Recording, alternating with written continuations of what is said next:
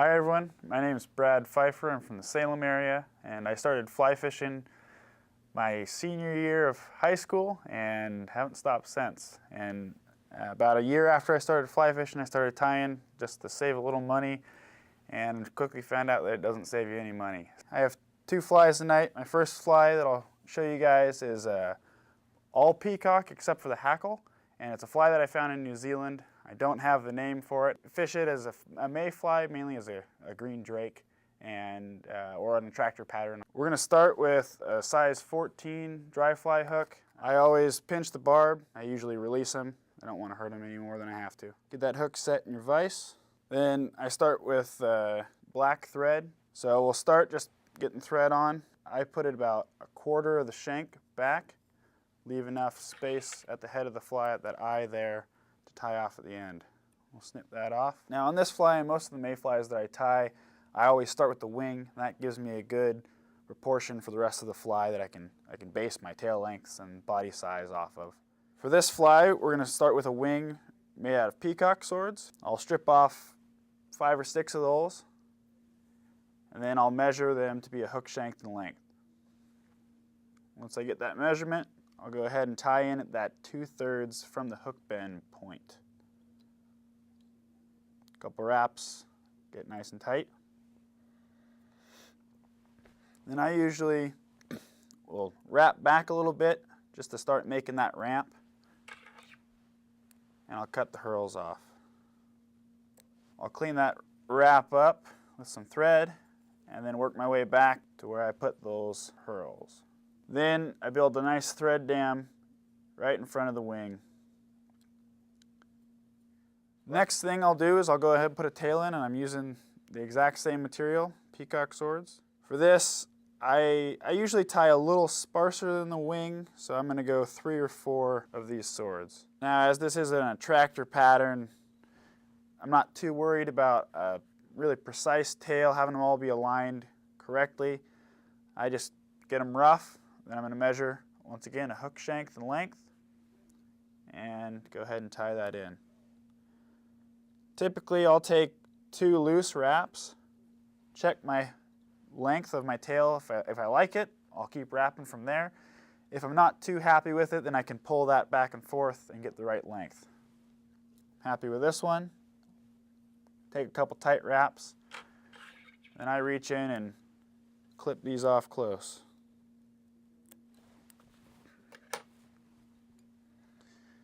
Now I'm just going to build that little bit of thread base, and I want it to be smooth because the next material is going to be the peacock herl. And I want that herl to be very consistent and build a nice thick body. So with that, we're going to grab our peacock herl. I like to tie with 3 strands. I think it builds a nice thick body, and the key is just finding, I think, a couple that look different. That way you have different colors in your fly, and it kind of adds a unique twist on the colors. So I have one that's a little lighter green. I have 2 others that are a darker green, but different lengths. One's a little bushier. So I'm going to put all those tips together. I always pinch off the first centimeter or so. I'll go ahead and tie those in, and I get that nice and flush with the tail.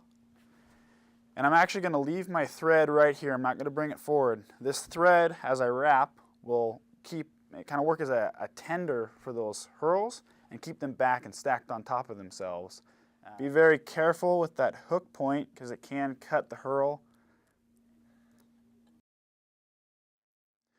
Once I get to the base of my wing, I'm going to tie these off, take a couple wraps behind, secure it down, then I'll come in front and just make sure you're not grabbing any of those swords that are in the wing itself. We'll go ahead and clip those off close. Take a couple more wraps. Make sure everything looks good and we're happy with our product so far. Then we'll put in the last material, and that is a black hackle.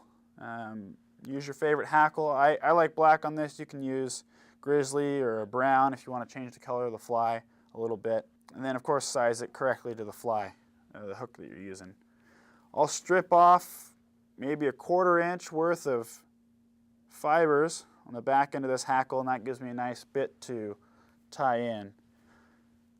And then make sure that the curvature of the feather is facing down, so the rounded part's on top, and that'll allow it so when you start wrapping, it wraps correctly. We'll go ahead and tie that in.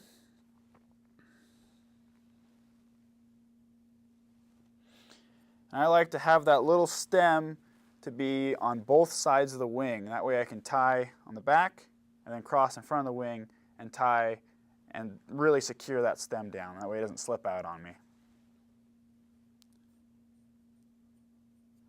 Now I'll move my thread to about eye's width behind the eye. We'll go ahead and palmer our hackle in. And I like flies that float really high, and so I'm going to cram as many twists and turns as I can into right about there. I'll be happy with that. Then I'll go ahead and tie this hackle off. Really have to work to avoid some of these fibers.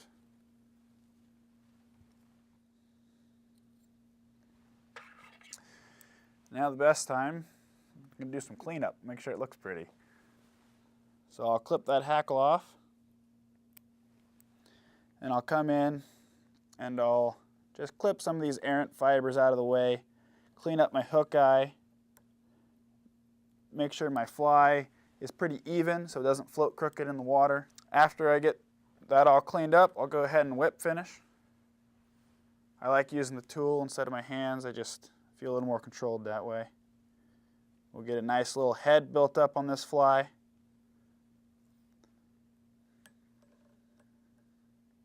I'll tend to do quite a few wraps for the first whip finish, and then I'll do a second whip finish with fewer, but just to keep building that head up.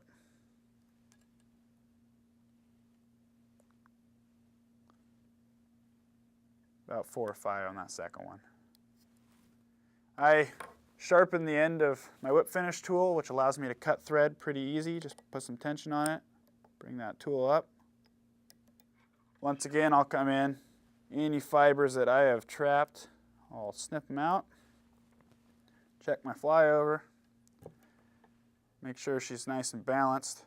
And with that, you've got an all Peacock Mayfly.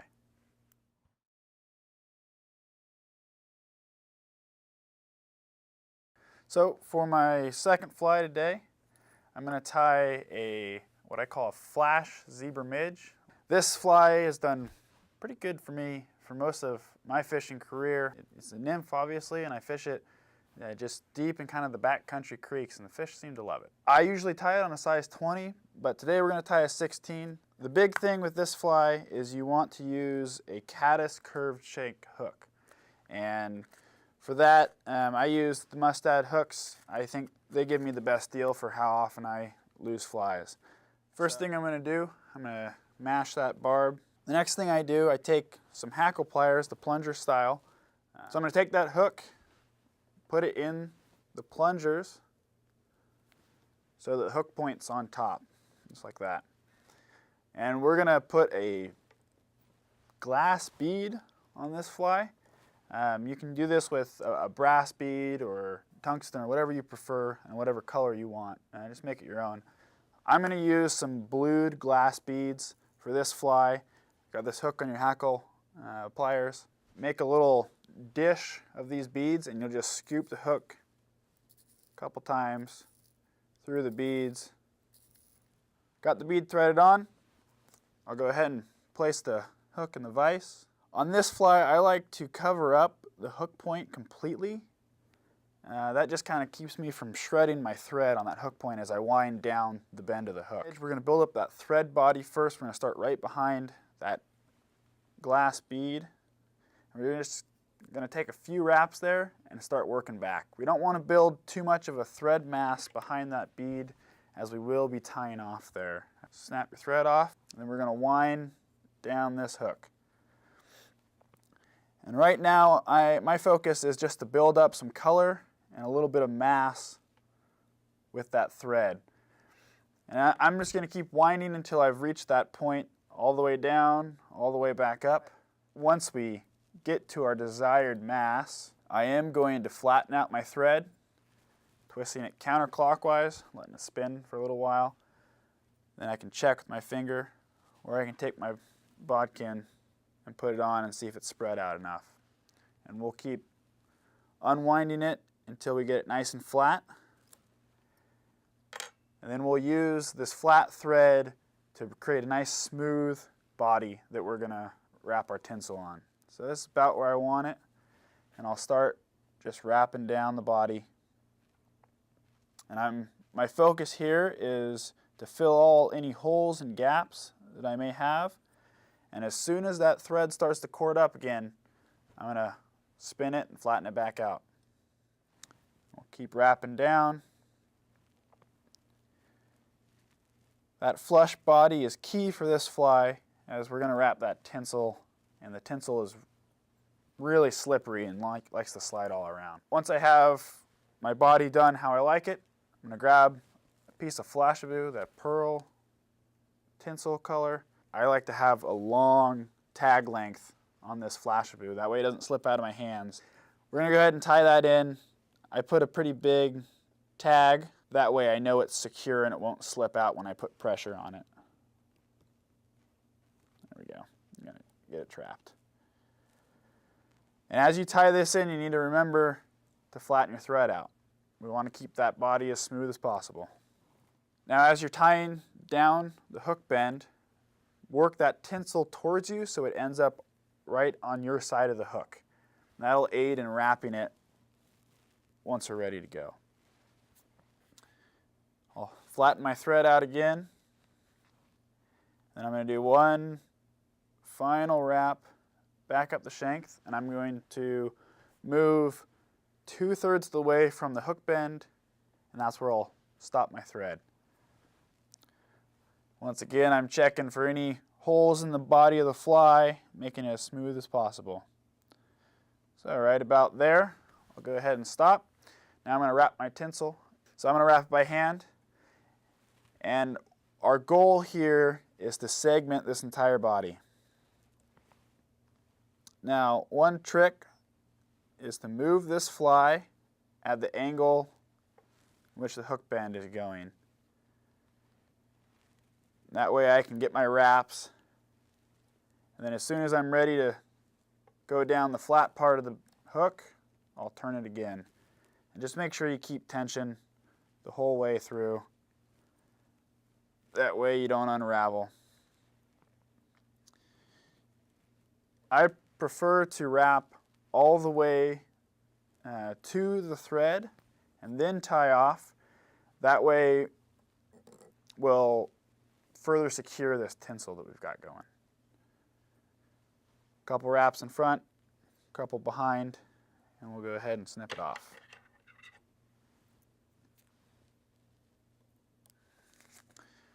So we're going to make a little wing on this fly. A lot of midges and chironomids will have those gills, and this slightly imitates that. I use pearl crystal flash for that, and the best thing that I've found to do is to cut the corner off of the bag, and then you can just use that to pull a couple strands through and then clip those off. That keeps everything nice and tidy. For this fly, I'm only going to take one strand of crystal flash. Then I'm going to start doubling it over. And I'll cut it in half. Then I'll double it over again. And I'll cut that one more time. Just like that.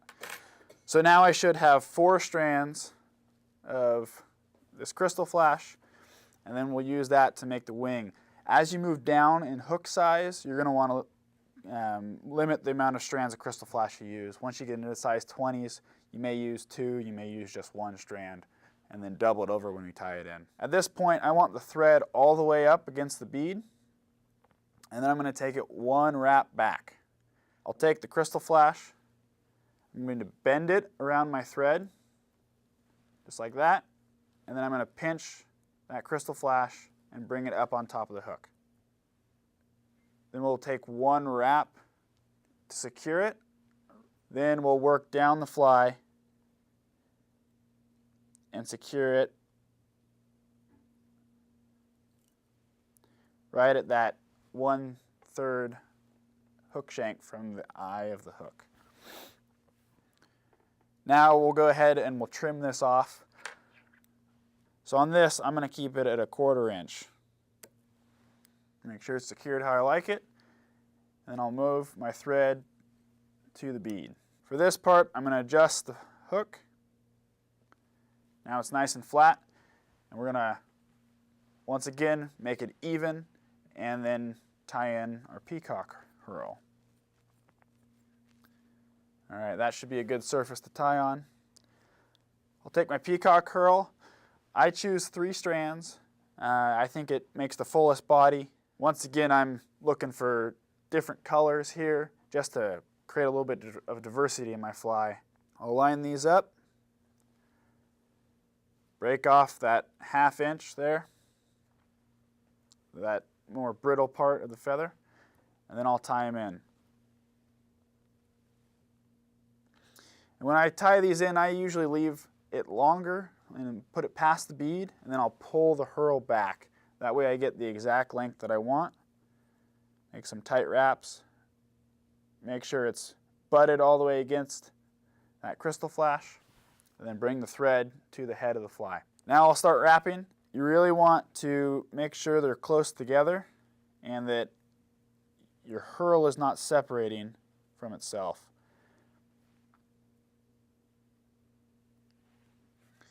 So I get, that was 3 or 4 wraps there. Make a nice bulky size on the front. I think that looks better. I think it gives it kind of that in between, maybe a mayfly, maybe a midge, or whatever bug we're trying to get. And I think that'll pique the fish's interest. We'll secure those. Go ahead and clip them off. And we'll go ahead and finish with our whip finish tool. This fly, I would use as minimal whip finish as possible, just so you don't make too heavy of a collar. I like the bead to butt up right against the peacock herl if I can help it. So I did 3 wraps there. Now I'm going to do 2. I don't tend to use glue because I usually just spill it all over my hands and make a mess. Fluff everything up, get a good look at this fly. If I was a fish, I would eat it.